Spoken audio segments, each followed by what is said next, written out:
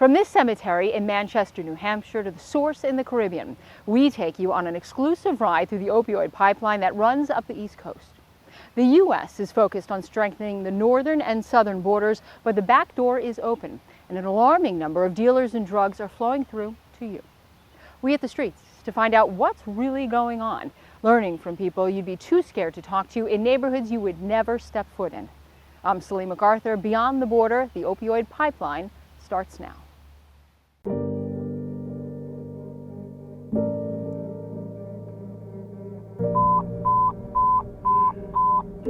Engine 9 ALS 1 Delta response. Pine Grove Cemetery for an unconscious person.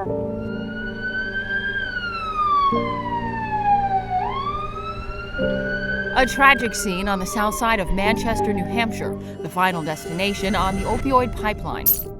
A 21-year-old Manchester woman is found passed out from a suspected heroin overdose in the driver's seat of her Honda Civic, parked alongside the tombstones in a back corner of the cemetery. After 4 doses of the overdose reversal drug known as Narcan, she's awake and apologizes to the first responders who just saved her life. I'm sorry, guys. It's definitely hard to wrap your mind around something like that. Worst thing is, if she was alone, and nobody called her, I don't know how long she would have been there, she probably would have died.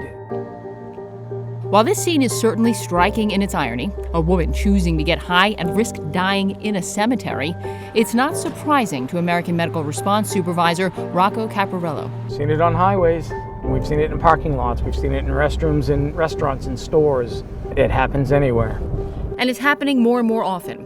April was the second highest month ever for overdoses in Manchester. The month of April had drastically changed. We were seeing what we were seeing for, January, February, and March with 30, 40 overdoses, not this 50, 60, 70 overdoses. To have close to 90 for the month of April, almost doubling from previous months, was concerning. This comes as the Manchester Police Department continues to aggressively track users and dealers.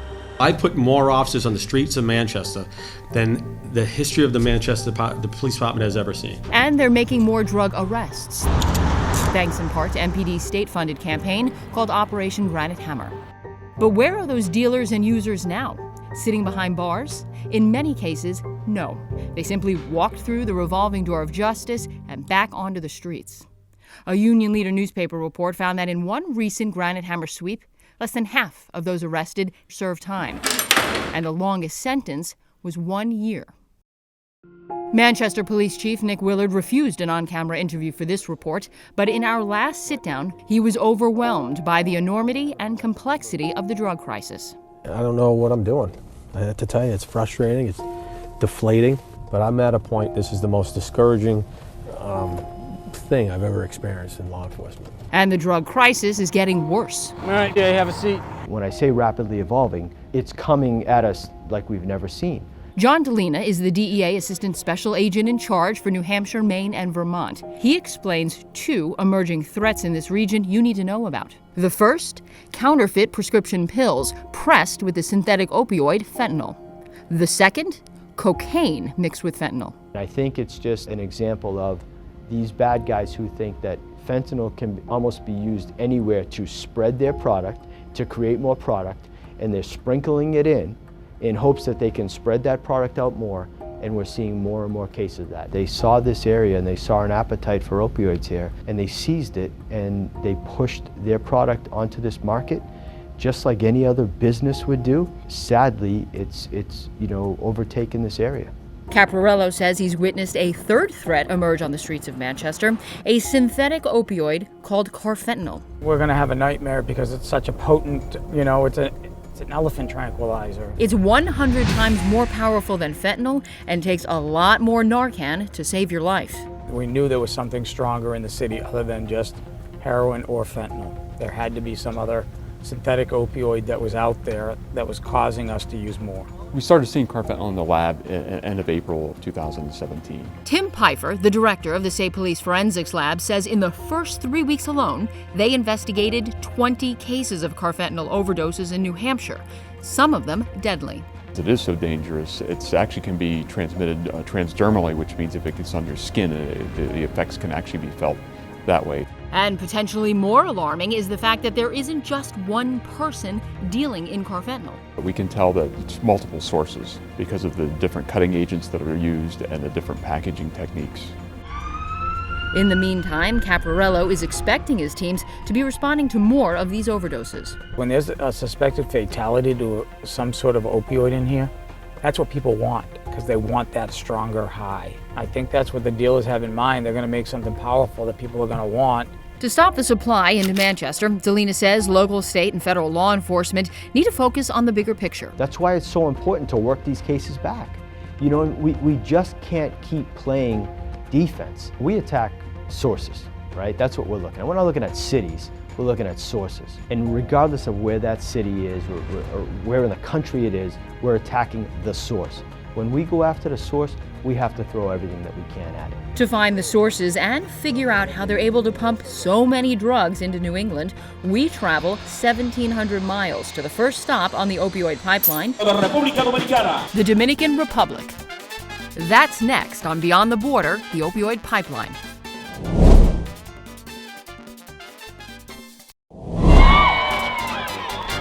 Que baile la fea, pa' que baile la negra, pa' que baile la gorda, pa' que baile tu suegra, pa' que baile la fea, pa' que baile la negra, pa' que baile la gorda, pa' que baile tu suegra. Comando, comando, comando. The DR is a major transshipment point for cocaine, heroin, and other drugs coming from South and Central America to the United States. If you were to visualize an alligator's tail, they can jump on these little islands step by step by step until they get to the main transshipment point, which is Puerto Rico and Dominican Republic. And with the U.S. focusing heavily on securing the southern border, smugglers are looking for alternate routes. We're going to see a lot more coming through the Caribbean, especially with the focus, on the southern border of Mexico, where it's going to be more difficult for drug traffickers to come through the border there. Matthew Donahue, the DEA special agent in charge of the Caribbean division, says there's been a dramatic increase in drug flow through the region. Statistics that we have over the last year could be upwards to about 190 metric tons coming through the Caribbean corridor. To put that in perspective, 5 years ago, we had 39 tons going through. The bulk of it is cocaine. They're producing maybe upwards maybe 60% more cocaine just down in Colombia for export. Which dealers in the Northeast are buying and increasingly mixing with opioids. It didn't make sense to me that people were mixing that, but then I looked at it from the other end, which was they're sitting there saying, oh, this stuff makes the stuff stronger and we can spread more of it by sprinkling it in there. It's all about the money, which Donahue says the dealers are also making by trafficking heroin. Smaller quantities, but bigger profits. People got to realize the heroin coming up from here is not the heroin you're using on the street. I mean, it's very potent. They still got to get it to a place where they're getting the added dilutants, added cut materials, and make that 1 kilo into 5 kilos before they get it onto the street level, ready for resale. Drug trafficking organizations are also pumping counterfeit prescription drugs laced with fentanyl into the pipeline. In late April, DEA agents in the Dominican Republic uncovered and shut down 5 fake pill mill operations. Definitely the first of its kind that we've seen from actually outside of China. The DR doesn't produce the chemicals needed to make fentanyl, but our latest success on dismantlization of 5 fentanyl labs shows you that they're coordinating with various people in China, Mexico, United States to get the chemicals there to reproduce these false pills and to sell them on the streets of the United States. Finding and seizing these drugs, coming in on boats,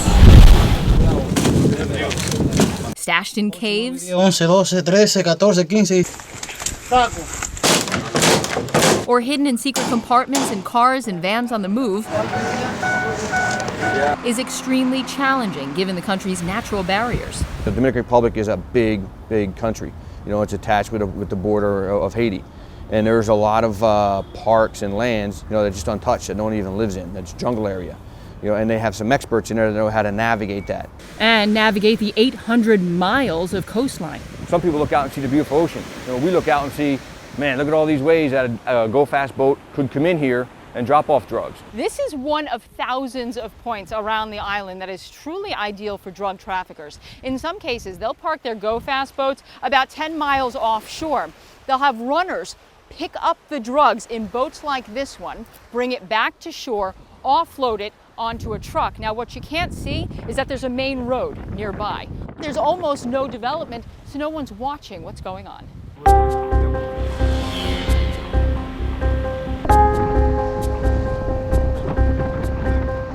We know this because we went to the source, a Dominican drug smuggler, to find out. We do anything necessary to prepare to prevent any problems or complications. Wanting to avoid any complications with his bosses, this drug smuggler agrees to our interview on condition of anonymity. He says his life and those of his wife and children depend on it. What you see on TV is mostly accurate. There's a lot of death associated with the business. This smuggler's been in the narco business for more than 6 years. My role is that of receiver. I receive all the drugs that come in from Colombia and Venezuela. What they bring in the fast boats, I receive it and we bring it in through the coast of Santo Domingo. And the loads are getting bigger. Some time ago, we used to receive boats that would carry anywhere between 500 and 600 kilos. Now they bring in 1,000 to 2,000 kilos. And DEA estimates that law enforcement only stops about 20% of the drugs coming through the pipeline.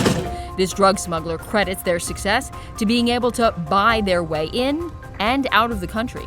Yes, a little bit of corruption. Sometimes we have a lot of information from people on the inside, people who are supposed to be working against us. For example, there are people, such as the ones that are in the ports, that are with the narcos when they make phone calls back and forth, and they inform us, making the job even harder for the limited number of DEA special agents on the ground. Once they get that sense of power, they get the money, they can corrupt police officers, they can corrupt foreign governments, they can corrupt politicians, they can corrupt bankers.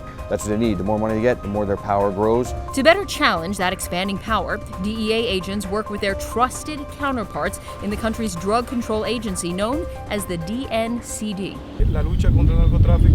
When it comes to the war on drug trafficking, if you're not working together, we can't accomplish anything. And it's not just the DEA and the Dominican Republic, or the DEA and the DNCD, but it's the DEA and every country in the world. All of us. If we don't fight together against drug trafficking, it's very, very difficult to achieve victory. Colonel Juan Faustino Olivares Amparo directs the country's Sensitive Investigations Unit, or SIU, a joint operation between the DNCD and DEA. It's a group that we work directly with in these foreign countries, with our host station counterparts and their version of their narcotic squad usually. They're officers that we select that have a pretty good background, that are trusted, honest. We interview them.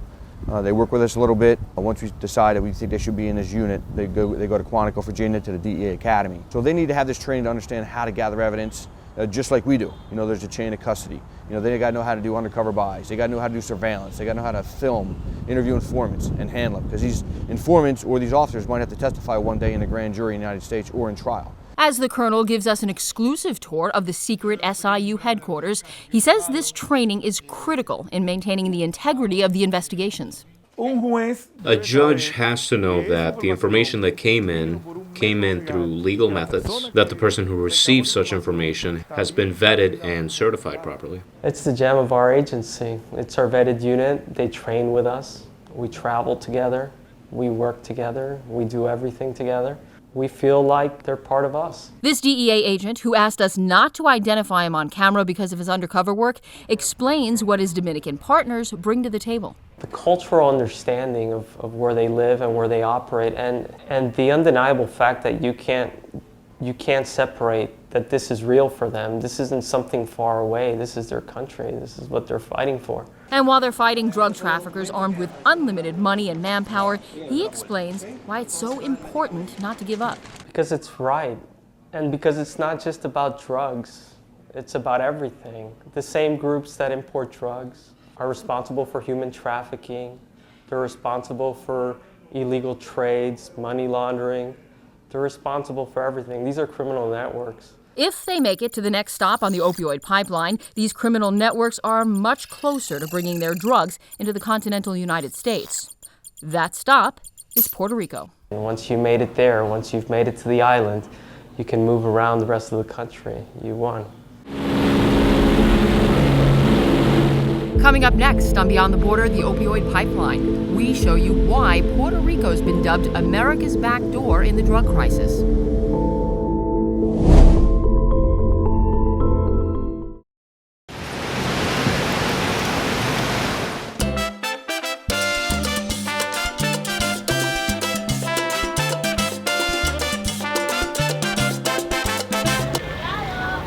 We had to be tougher. People are not afraid anymore. Kids are not afraid anymore. Carlos Mendez is the mayor of Aguadilla, a city on the northwest coast of Puerto Rico that's clearly battling its own drug crisis. That's one of maybe a dozen right in this one little area that's a used needle, obviously. We found 47-year-old Magali sitting on a curb, surrounded by trash, about to get high. No, I just stayed here because I'm going to smoke. I have my stuff on me, so I'm going to do it now.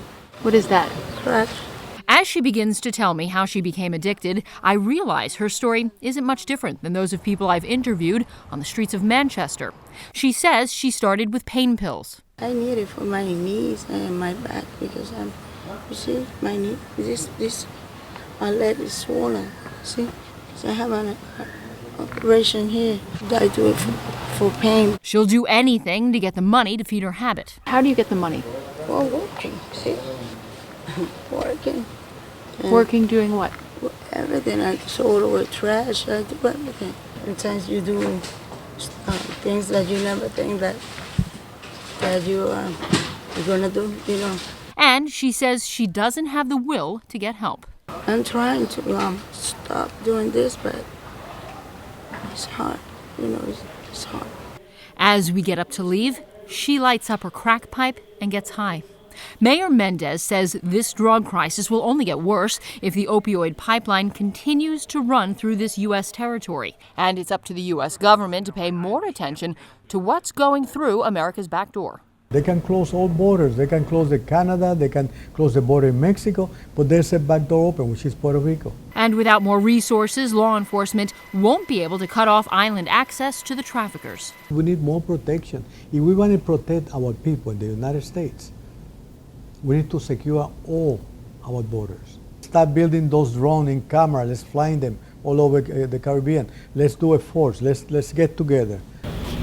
On land, at sea, and up in the air, we wanted to find out what's being done to attack the drug trafficking organizations in all arenas. That's next on Beyond the Border, the Opioid Pipeline.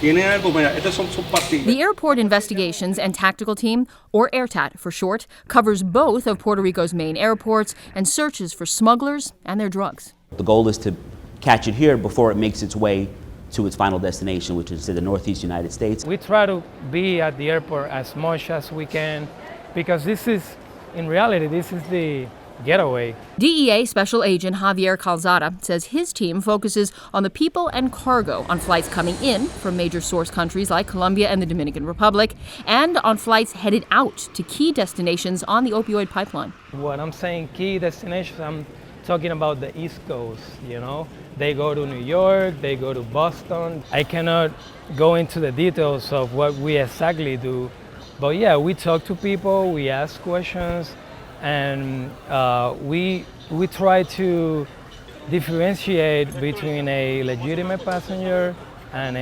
basically a mule.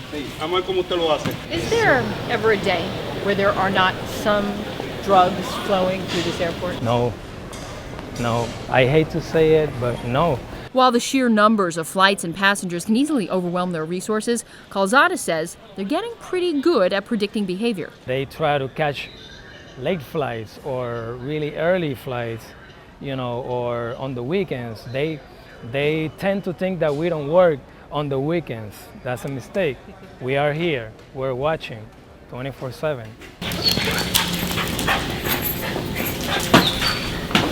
And with the help of these canines from the Puerto Rican Police Department, or PRPD, they can quickly scan and sniff out drugs packed inside carry-ons and check luggage. To be honest with you, if it wasn't for them, our job could be really, really hard to do. For Calzada and his colleague, Task Force Officer Carlos Gonzalez, tracking down dealers and their drugs is their job. But it's also a personal mission. I have a brother that he died using drugs. I have an older brother who was addicted to heroin. He got AIDS. He got infected because he was sharing needles. He's basically done. But the threat to others is far from over. And like in the Dominican Republic, DEA Group Supervisor Michael Miranda says traffickers are able to pay off people in their path. We've had situations where airport employees are assisting, suitcases filled with drugs getting through security, being placed on airplanes. There's so much money to be made that people are willing to sacrifice and take the chance. You will be amazed how much people they have working for them. Amalek Perez is a Marine interdiction agent for U.S. Customs and Border Protection. His role is clear. Anything try to bring illegal or drugs can be human smuggling, all that, so we stop everything that is on the water. That's our jurisdiction, stopping boats in the water. How serious is the drug problem here? It's more serious than a lot of people think about. Because you might see in the news here and there a load or a boat that land in any specific point of the island. So you see, oh, once a week. No, it's more than that.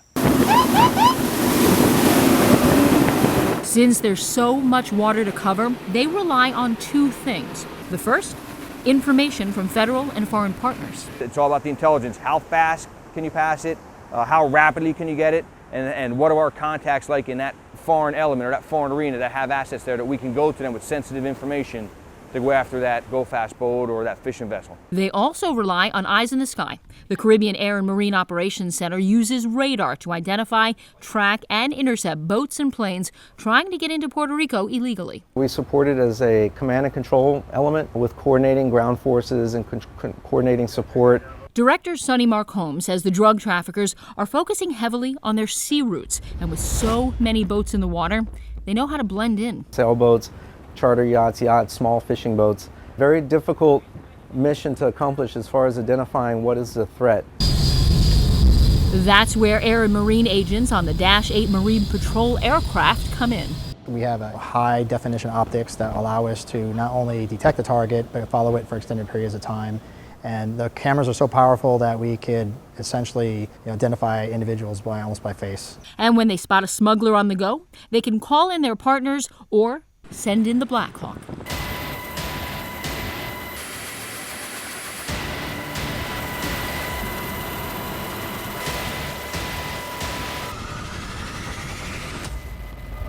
We have an aerial disabling fire program where we utilize a .50 caliber rifle to disable boat engines if they fail to yield. We also have the ability to carry a tactical team on board where we can actually land the aircraft in the vicinity of the vessel when it makes landfall, deploy a tactical team to seize the contraband and effect the arrest.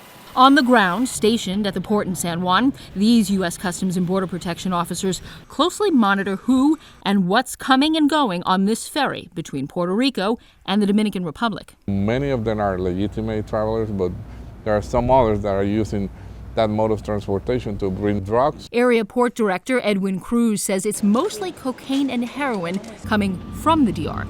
On the way back, it's usually stashes of cash. Mainly, it's the proceeds of those narcotics that have been sold. So, and we have seized millions. Like this 2016, we seized like $5 million just on cash smuggling from Puerto Rico back to Dominican Republic.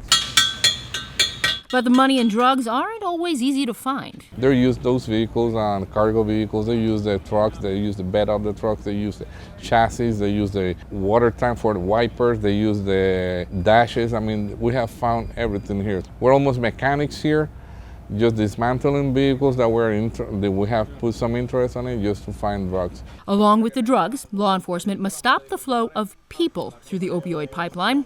Drug trafficking organizations need manpower, distributors and dealers in their target communities across the United States. And they're using black market IDs to get them there. All you got to do is get a driver's license. Get a fake driver's license.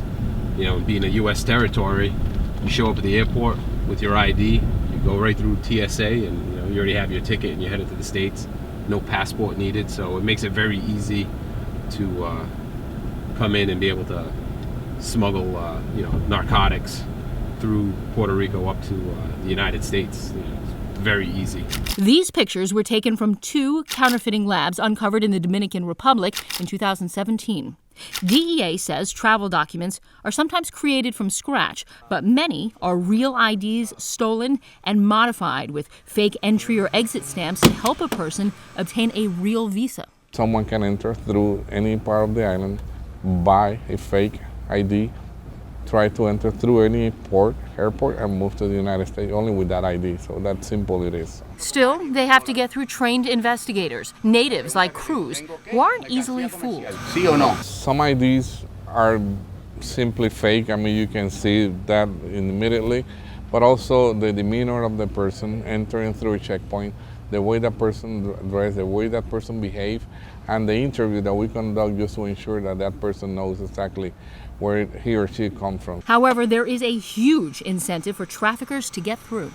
If you're in the Dominican Republic and you're able to buy a kilo of cocaine for $8,000, you bring it to this island here in Puerto Rico, and it's $20,000, $15,000 to $20,000.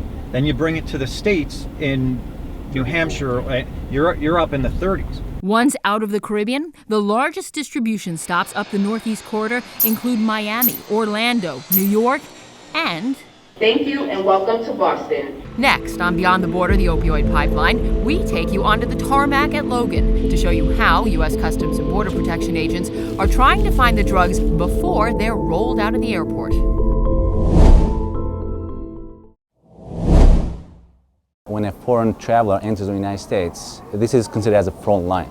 If that passenger passes through us, then whatever he's bringing in, it's in the United States. With an average of 7,200 international passengers and crew per day, U.S. Customs and Border Protection Officer Ermir Shulaku says it's impossible to screen every person. So everything belongs to you? Yeah.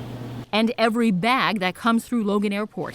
Even more challenging, Shulaku says the smugglers are always changing their strategies. I've gone through millions of bags, and think about it, like I'm an expert doing my job. They're experts of hiding and transporting drugs into the United States. So they have all their time in the world to be creative and hide things in a way that they think we're not going to be able to find it.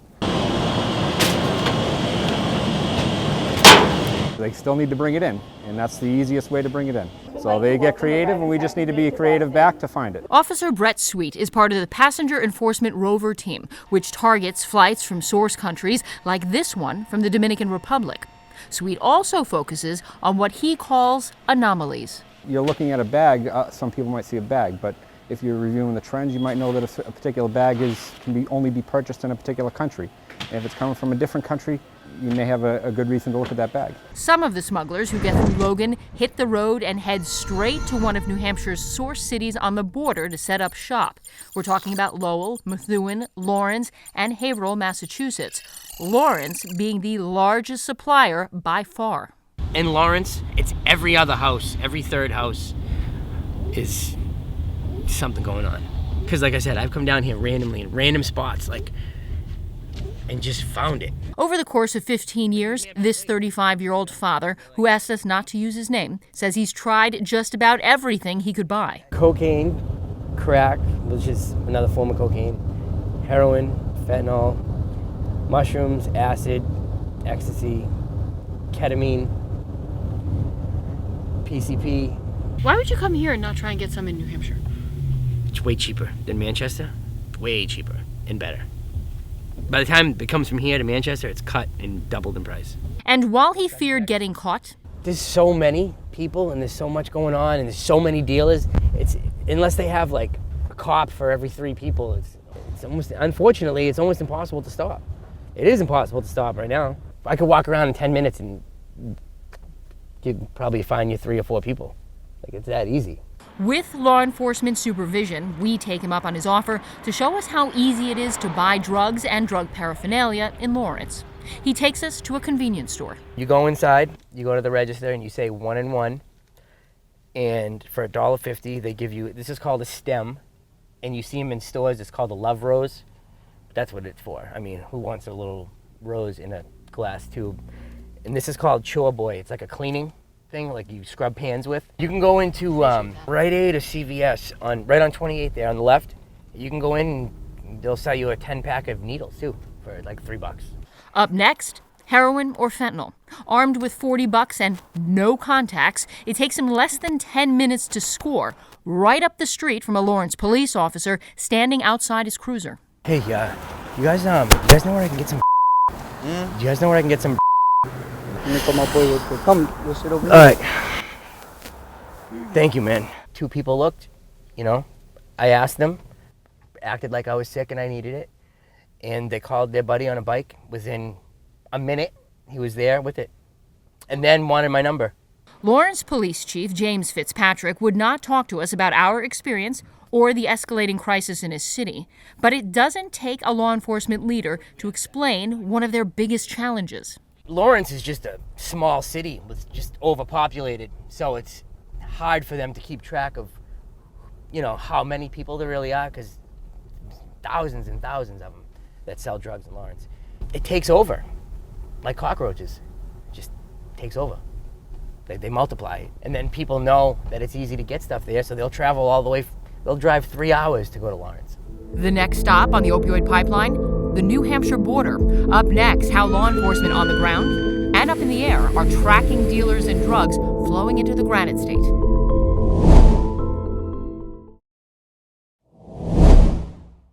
He's pulling over exit 6 and marked to see where we're going to stay up as overwatch as high as we can.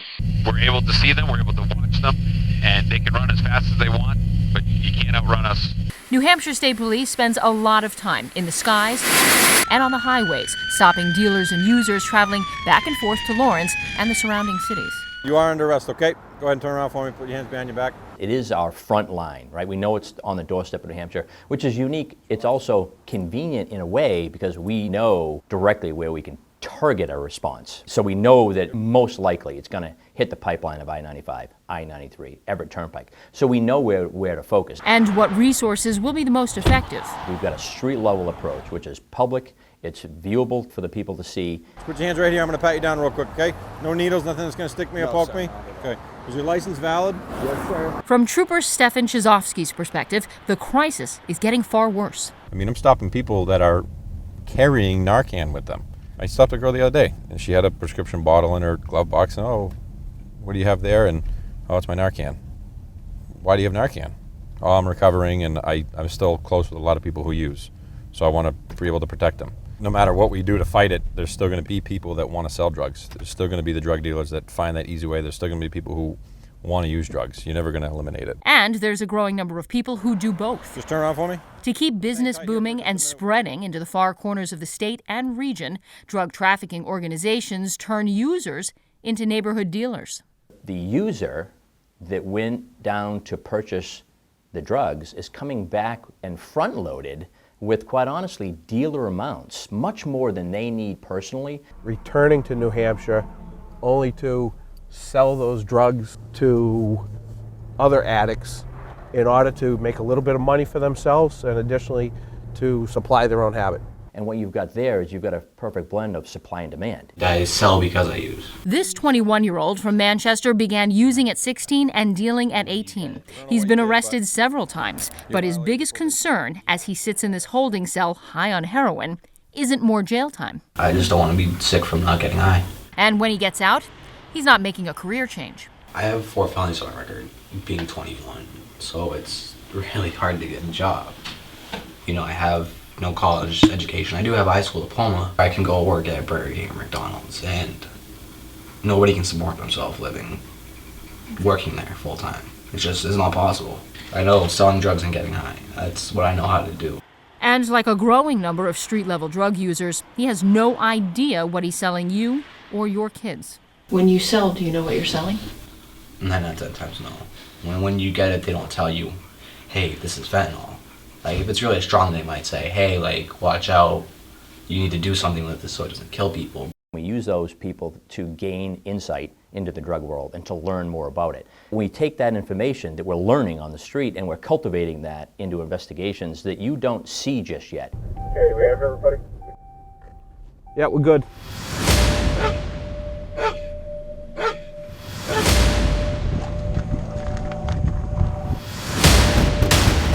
State police, come to the door!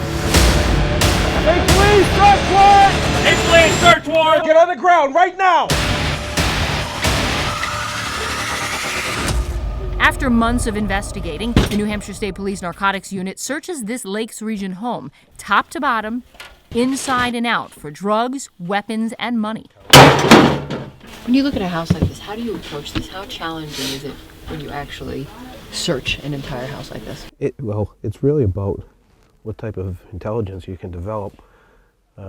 We had some intelligence that this individual utilized hides like this, homemade hides, and that's something we've come to expect, from everybody, that they're going to hide their drugs in their house somewhere, that they're usually not just out in the open or even just under a couch cushion. But obviously when we find something like this, it's a lot more challenging because we know that this individual has gotten creative. And it's not just, somewhere out of the ordinary that they're hiding things. It's something that's created a void in a wall, a hole in the floor, something in the ceiling. It takes a lot more time and energy. You got to put forth the effort and, try to discover those things. But obviously good intel, nothing beats it.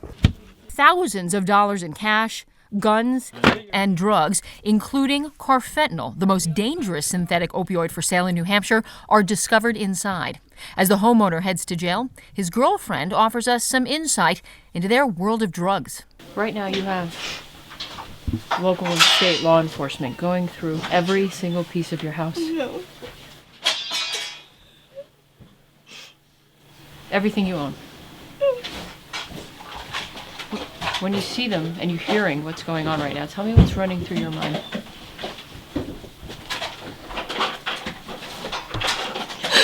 I'm scared. I knew that, this could, it already happened once, that it could happen again. The girlfriend is also the mother of their 2.5-year-old daughter, who, for her safety, now lives with other family members. Has she ever been here while you've been using? Yeah, she was here last time when they came. That's why we got charged with neglect.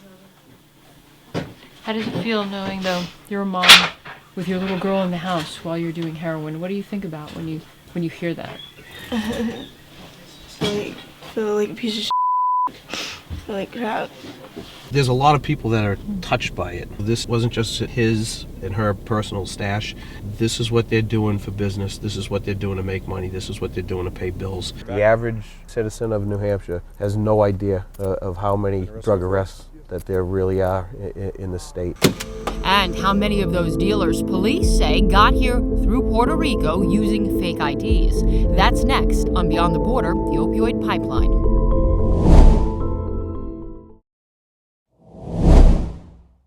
The average citizen of New Hampshire has no idea of how many drug arrests that there really are in the state. Especially when it comes to using black market IDs to get legitimate New Hampshire driver's licenses. Just before the interview, I received a call. There was what we call an imposter, came into the Nashua DMV. New Hampshire State Police Detective Sergeant Dave McCormick leads the Department of Motor Vehicles Task Force. In 1 year, from May of 2016 to May of 2017, his team investigated 75 cases and made 25 arrests for people using fake IDs at the DMV. 846, counter 7. McCormick says nearly all of them came through the opioid pipeline from the Dominican Republic. The cases that I've been personally involved with, which is every one since May of 2016, is exactly what you say. The Dominican Republic to Puerto Rico to the United States to Mass, New Hampshire. McCormick says he works closely with PRPD investigators to identify the so-called imposters. We can call them, we can give them a name, they'll run the name immediately, they'll call us back within usually 10 or 15 minutes, and they'll end up sending a photograph of the actual true ID holder, is what we refer to them as. This is the funny part, you'll be sitting with what we call imposter, the photograph of the true ID will come through, and we show that to them, and of course it's not them. They can go to different states and illegally obtain real licenses, if you will. It's easier to hide.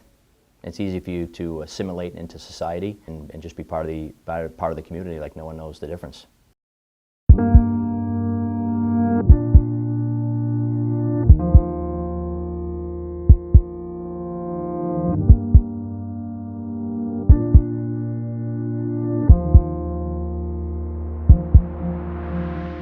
With all of these challenges, law enforcement says it's impossible to completely shut down the opioid pipeline. And if they can't cut off the supply, communities need to focus on reducing demand. The world of drugs it's a very powerful force. I'm going to tell you the ground truth right now. This did not happen by accident. By a show of hands, how many people personally know somebody who has died from a drug overdose? You have to take care of your children, take care of your family, take care of them as much as you can.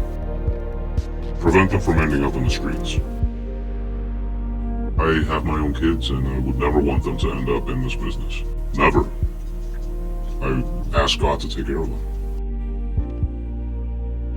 One thing that we always see is that they never stop. They're going to terrorize neighborhoods. They're going to hook kids on drugs.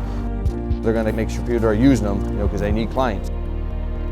You taking drugs is fueling drug trafficking organizations and terrorist organizations who are laundering money for these drug trafficking organizations. If you never put one in, you're never gonna get addicted, you know? It's a choice you make. If you're not learning, you're not doing your job. And if you don't do anything now, if we turn a blind eye, it could be your son or your daughter that's shooting up in a back alley. Wherever is money, wherever we have drugs, it's the same problem. Think about how many people could die or have died, just under 488 deaths last year alone in New Hampshire. That's unacceptable. I mean, think about the totality of the number of people that have died in the state in a year.